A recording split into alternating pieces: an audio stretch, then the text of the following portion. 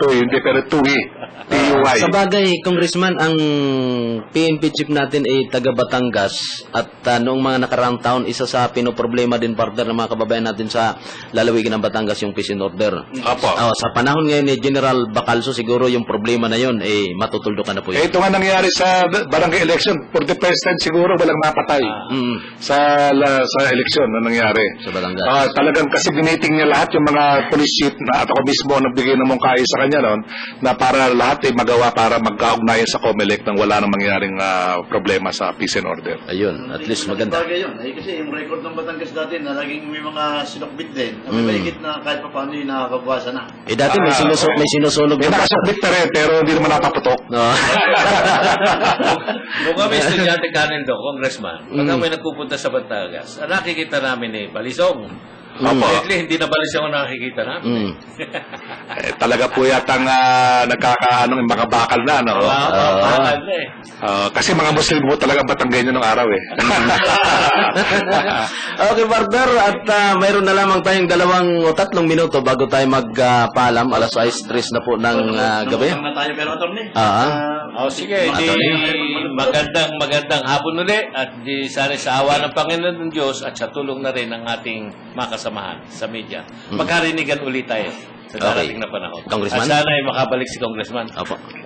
Ako naman po ay sana magkaroon tayo ng maliwalas at matahimik at mapayapang pagpapaliban ng ating pong pag-uwi sa undas na ito.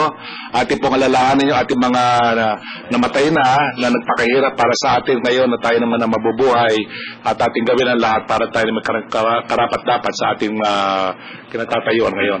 Aking bumabati sa lahat ng aking mga mamamayan sa First District. Salamat po sa inyo, sa inyong pagtangkilik, sa inyong abang lingkod. Okay, partner. At sa lahat po ng mga nakasama namin sa direktahan ngayong hapong ito, maraming salamat po sa pangalan po ng Top Gear Auto Services na matatagpuan sa Betigo del Monte.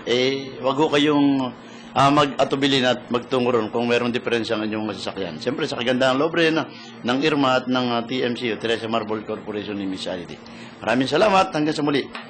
Ito ang inyong lingkod, Felix Tambong, kung nagsasabi ng daigdig na ito, hindi natin minana sa ating mga magulang. Ito po inihiram lamang natin sa mga bata. Magandang hapon po, magandang gabi sa inyong lahat. Okay, at bago ako magpaalam, partner, sana ang pagpunta rito ni Congressman Tom Apasuble ang siyang magiging daan, partner. Parang himpilang ito. Ang layunin ko kasi, partner, kaya binanggit ko kanina kay Congressman na sana ang DWDD ay mapalakas ang signal na ito para yung programa, yung mga impormasyon na naisiparating ng pamunuan ng Armed Forces of the Philippines ay may parating sa mga liblib na puk ng ating bansa, Congressman. Kurado yan, Nildo. Kasi ngayon mismo nakikinig si Secretary kasi sa atin. Nakakaawa, partner. Sinabi ko sa kanyang narito, kaya makikinig daw siya. Nakakaawa kasi, Congressman, maraming mga magagandang programa ang Armed Forces of the Philippines na hindi nalalaman ng ating mga kababayan dahil yan, Nildo, kasi laban mo ito si Bolts. Opo. Yan ay hindi mayabang din. Yan ay gusto niya gawa lang ng gawa. Hindi naman sinasabi ko nung kanyang ginagawang kabutihan. At saka isang pinakamaganda sana maging mapagtuunan din ang pansin sapagkat masyado nagiging commercialized kasi yung mga network. Okay. So kung mapalakas ito ng konti, mas maganda. Marinig sa buong Pilipinas. Siguradong gagawin po ni Secretary Casmina. Okay. Siyempre sa pamunuan po ng himpilang DWDD Armed Forces Radio, ito naman ang inyong hamak na lingkod, Neldo Pabli, nagsasabing hindi po nakikita ang tunay na karunungan ng pinag-aralan. Ang tabayanan ng palatuntunan ni Ms. Gandalian na susunod kagad-agad.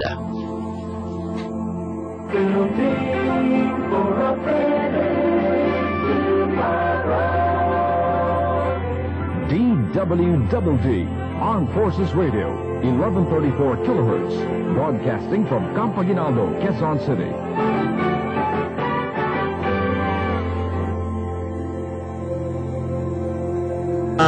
Himpilang ito ay bahagi po ng Civil Relations Service Armed Forces of the Philippines. Ang DWDD, himpilan ng kawal ng bayan, ay kasapi ng kapisanan ng mga broadcaster ng Pilipinas. Ang ating oras ay ganap na alas 6:06. Ang tabayanan